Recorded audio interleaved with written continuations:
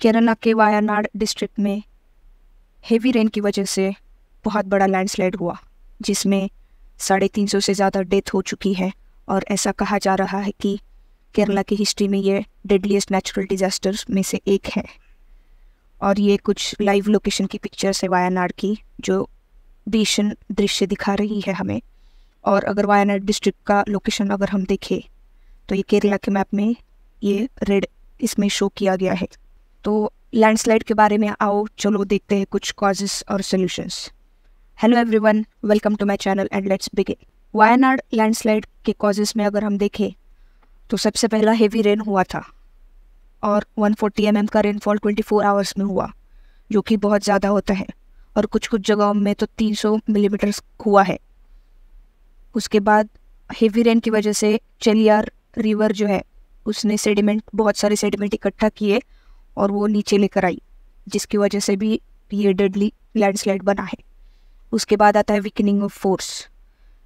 Deforestation की वजह से टॉप सॉइल लूज हो जाता है और रॉक्स भी लूज होते हैं, और अगर हेवी रेन हुआ तो वो सेडिमेंट्स के रूप में बहते हुए रिवर के साथ चले जाते हैं।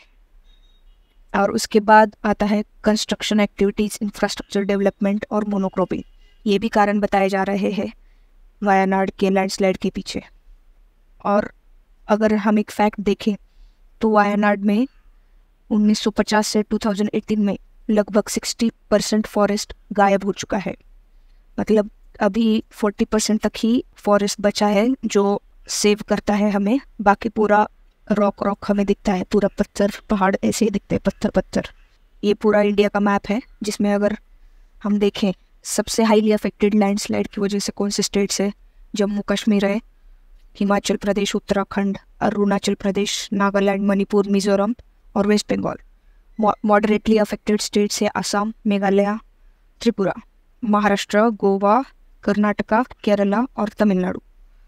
केरला मॉडरेटली अफेक्टेड एरियाज में आता है और मार्जिनली अफेक्टेड में है आंध्र प्रदेश, तेलंगाना, ओडिशा, छत्तीसगढ़, झारखंड और मध्य प्रदेश। लैंडस्लाइड के कॉजेस अब हम देख लेते हैं। इसमें 2 कैटेगरी है, नेचुरल और एंथ्रोपोजेनिक। एंथ्रोपोजेनिक मतलब मैन मेड। नेचुरल्स में है हेवी रेनफॉल। हेवी रेनफॉल की वजह से टॉप सॉइल लूज हो जाती है और वो रिवर के साथ बहने लगते हैं। छोटे छोटे रॉक्स या फिर जो मिट्टी है वो बहने लग जाती है, जिसकी वजह से सेडिमेंटेशन ज़्यादा होता है और वो डेडली बन जाता है। उसके बाद है अर्थक्वेक्स। अर्थक्वेक्स देखा जाए तो हिमालयन रीजन में मोस्ट प्रिवेलेंट है, वेस्टर्न घाट्स से ज़्यादा, ठीक है। और उसके बाद है nature of reverse. Mostly reverse एक कोर्स पे नहीं चलती, वो अपना कोर्स बदलते हुए चलती है, कभी एक कोर्स पे कभी दूसरे। तो इसकी वजह से उनका कोर्स प्रेडिक्ट करना मुश्किल हो जाता है, जिसकी वजह से भी लैंडस्लाइड के चांसेस हो जाते हैं। अभी चेलियार रिवर में भी रिवर फ्लो इंक्रीज हुआ, जिसकी वजह से ये लैंडस्लाइड आया वायनाड में। ये हमने देखा है। चेलियार रिवर इसमें one of the prominent reason माना जाता है। एंथ्रोपोजेनिक कॉजेस अगर हम देखें तो इंफ्रास्ट्रक्चर डेवलपमेंट सबसे ज़्यादा कंट्रीब्यूट करता है लैंडस्लाइड्स के लिए। जैसे एक एग्जांपल अगर हम देखें तो कोकण रेलवे, जो कि वेस्टर्न घाट्स में ही बनाई है पूरे माउंटेन्स को काट के।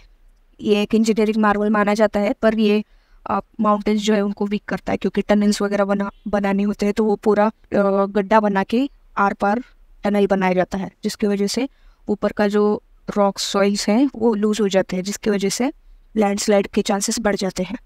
उसके बाद आता है माइनिंग एक्टिविटी। माइनिंग एक्टिविटी ये भी एक कारण है। जहाँ पे मिनरल्स पाए जाते हैं वहाँ पे माइनिंग प्रिवेलेंट होती है।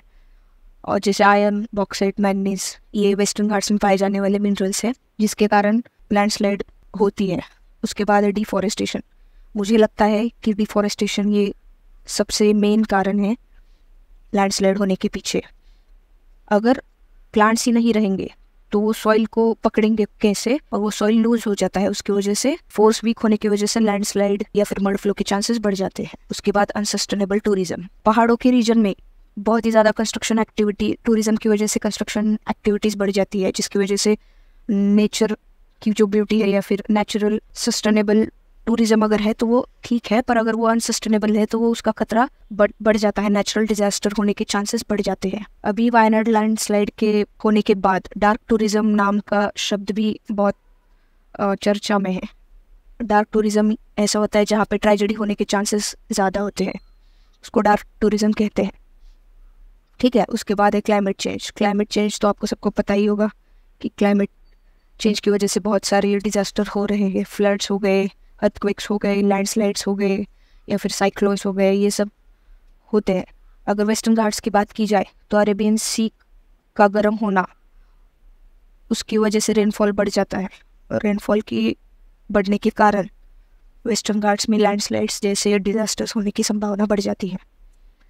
कुछ कमेटी रिकमेंडेशंस अगर हम देखें तो 2 कमेटीज़ वेस्टर्न घाट्स पे रिकमेंडेशन अपना दे चुकी है, जिसमें से पहली है माधव घाट की कमेटी जो 2011 में बनी थी, और उन्होंने अपने रिकमेंडेशन में ये कहा कि जो पूरा वेस्टर्न घाट है उसको इकोलॉजिकली सेंसिटिव एरिया घोषित कर दिया जाए। और उन्होंने 3 कैटेगरीज में उसको डिवाइड किया था, 1, 2 और 3, जिसमें से कैटेगरी 1 और 2 के लिए ज़्यादा प्रोटेक्शन उन्होंने रिकमेंड की थी। 3rd कैटेगरी के लिए थोड़े बहुत कंसेशंस दे सकते हैं, पर 1st एंड 2nd कैटेगरी के लिए स्ट्रिक्टली नॉर्म्स लागू किए जाने चाहिए, ऐसा उन्होंने कहा था। उसके बाद आई कस्तूरी रंगन कमेटी 2013 में। उन्होंने ये कहा कि पूरे वेस्टर्न घाट्स को इकोलॉजिकली सेंसिटिव एरिया घोषित करने की ज़रूरत नहीं है, बल्कि सिर्फ 37% वेस्टर्न घाट्स का total area ecologically sensitive area के अंडर आना चाहिए, जिसमें वायनाड डिस्ट्रिक्ट भी आता था। उन्होंने रिकमेंड किया था कि 37% में केरला का मेजर पोर्शन आता है। और उन्होंने ये भी कहा था कि वहाँ कोई थर्मल पावर प्रोजेक्ट्स नहीं होंगे, हाइड्रो पावर प्रोजेक्ट्स भी कराए जाएंगे, पर लिमिटेड यूज़ के लिए या फिर सस्टेनेबल होके। उसके बाद रेड इंडस्ट्रीज़ को बैन किया गया था स्ट्रिक्टली।